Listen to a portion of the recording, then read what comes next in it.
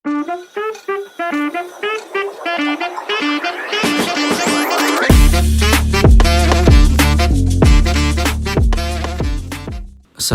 warahmatullahi wabarakatuh.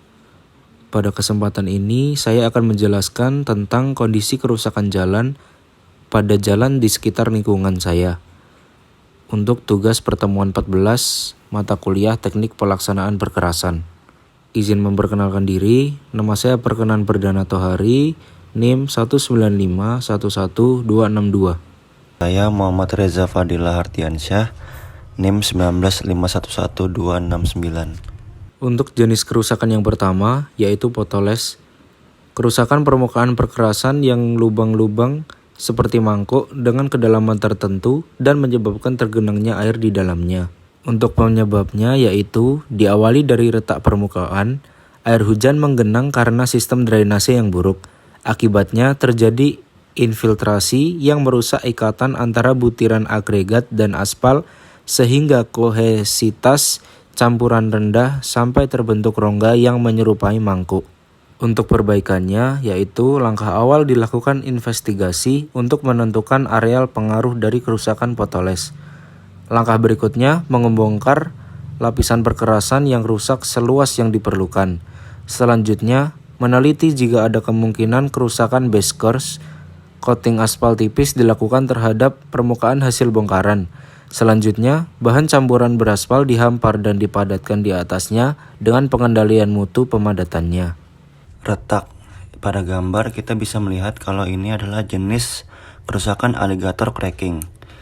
Alligator cracking adalah retak permukaan yang berbentuk blok-blok kecil tersambung satu sama lain membentuk jaring-jaring yang secara keseluruhan mirip dengan bentuk kulit buaya.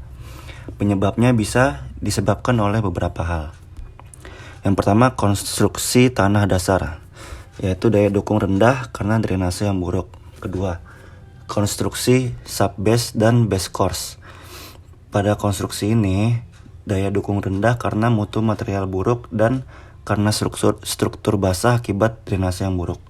Ketiga, konstruksi surface course. Pada konstruksi ini, tingkat kepadatan rendah karena campuran getas akibat temperatur pemadatan di bawah temperatur minimal pemadatan yang disyaratkan.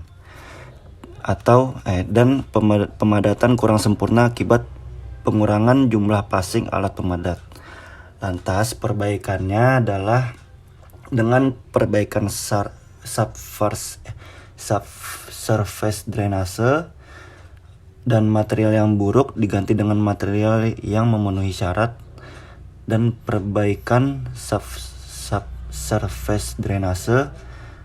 Dan pada konstruksi surface course, langkah-langkahnya adalah pembongkaran campuran yang getas. Selanjutnya dilanjutkan pelaburan tipis aspal pengikat di atas base course.